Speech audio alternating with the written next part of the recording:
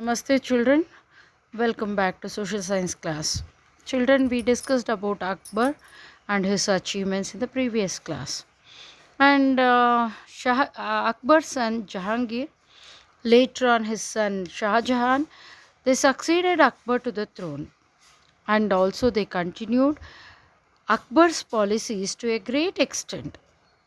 Shah Jahan, you can see Shah Jahan here, he achieved fame by getting the famous Taj Mahal built at Agra, the Mammoth Red Fort at Delhi, and other stately palaces. And later comes the Aurangzeb. Aurangzeb was the son of Shah Jahan. So Shah Jahan's son Aurangzeb is the last well-known Mughal emperor. And he ruled for a long period of 50 years. During his period, the empire expanded in all directions. But at the end, it declined rapidly. Aurangzeb was an orthodox Muslim. He stayed away from drinking wine, gambling, entertainment, and music. And also, he lived a simple life. Aurangzeb gave up the liberal policy of Akbar. He again reimposed the jizya tax, which was removed by Akbar. And this led to the many political rebellions. And the rebellions were the Sikhs and the Rajputs. They strongly opposed Aurangzeb in North India. And Shivaji rose in revolt in the Deccan. That you will be learning in the next lesson, Shivaji, Marathas. And the revolts continued for a long time.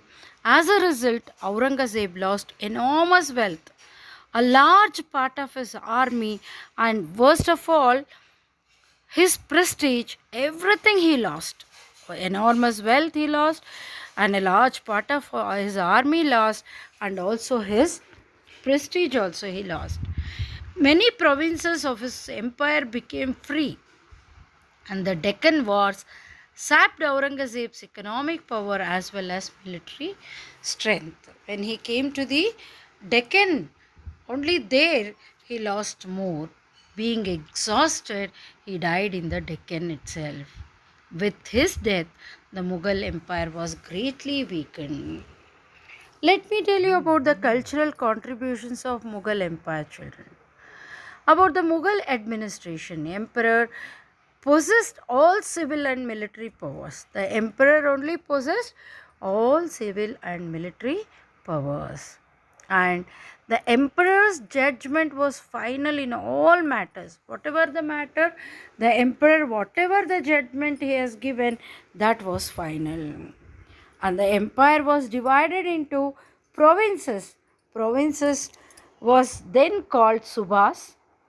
Districts was called sarkars, and the taluks paraganas. So the empire was divided into subhas, sarkars, and paraganas. And the kotwal looked after law and order in the cities. And let me tell you about the revenue system, children. Already we have learnt about revenue system while I was talking about Akbar. Akbar's minister Raja Todarmal framed the land revenue system. Under the system, the land revenue was fixed on the basis of the fertility of the soil. And about literature, children, the Mughals patronized Persian literature in a special way. There were famous historians like Abul Fazl, you can see him here, Abul Fazl, Nizamuddin, and Badauni in Akbar's court. Akbarnama. Akbarnama is an important literary work of Abul Fazl. Dara Shuko. He is Dara Shuko, the Mughal prince. He was extraordinary scholar. Dara Shuko translated the Bhagavad Gita. Though Hindi literature did not receive royal patronage, it flourished on account of the efforts of the Bhakti saints. And Ramacharita Manasa. I learnt about Ramacharita Manasa, isn't it, children? It's a well known work of Tulsidas of this period. And let me tell you about the architecture of Mughals children. This is the Humayun tomb in Delhi, was constructed during the early period of Akbar's reign. And also Akbar built a new capital near Agra and named it as Fatehpur Sikri. And the magnificent palaces, mosques, and pavilions of this place attract tourists from all over the world. The entrance to the Juma Masjid, that is Buland Darwaza, is the tallest in India. It is 40-meter tall. The Mughal architecture attained its glory during the reign of Shah Jahan. You can see, excuse me, you can see children here Moti Mahal, the palace that he built in Agra Fort. It's extremely beautiful. And the Taj Mahal at Agra shows Mughal architecture at its best. The Taj Mahal is a wonderful monument. It was built in the memory of Shah Jahan's queen Mumtaz Mahal in the 17th century. And there are tombs of Shah Jahan and Mumtaz in this mausoleum. It was Shah Jahan who got the famous Red Fort built at Delhi. And children, let me tell you about the paintings of Mughal period. A new school of painting emerged during the period of the Mughals. There were more than 100 artists in Akbar's court. The art of painting reached its peak under the patronage of Jahangir. But Aurangzeb, who was orthodox in outlook, did not encourage painting.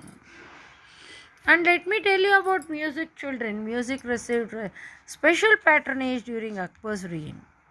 The large number of musicians in his court were divided into 7 groups, and each day a particular group gave a music recital. Tansen was the most remarkable musician of Akbar's court. Jahangir and Shah Jahan also extended patronage to music, but Aurangzeb banned music. See, painting, music, everything was banned by Aurangzeb. However, music lingered in the hearts of the people. Let me tell you about the decline of the Mughal Empire, children. The Mughal Empire began to decline towards the end of Aurangzeb's reign. Let me tell you about the reasons for the decline. The chieftains became corrupt. Intense fighting took place among the claimants to the throne. So each one wanted to become a king or emperor. So that started, and the provincial governors took advantage of the situation and declared their independence. Aurangzeb's desire to convert India into an Islamic state met with opposition everywhere, and prolonged warfare with the Sikhs, the Rajputs, and the Marathas fully exhausted the resources of the empire. And in the meanwhile, Nadir Shah, he was a Persian invader. He raided Delhi. Nadir Shah, a Persian invader, raided Delhi. Nadir Shah looted the wealth amassed by the Mughals over a period of 2 centuries. And he carried away the world famous, see, you can see here, children, this is the Kohinoor diamond. The world famous Kohinoor diamond, and also the peacock throne. You can see the peacock throne here was carried away by Nadir Shah, and the treasury of the Mughals became empty. So like this, the decline of Mughal Empire started. So in the next class, let us learn about the Marathas, children. I'll give you the notes, complete the notes and learn for FA2, children. Thank you.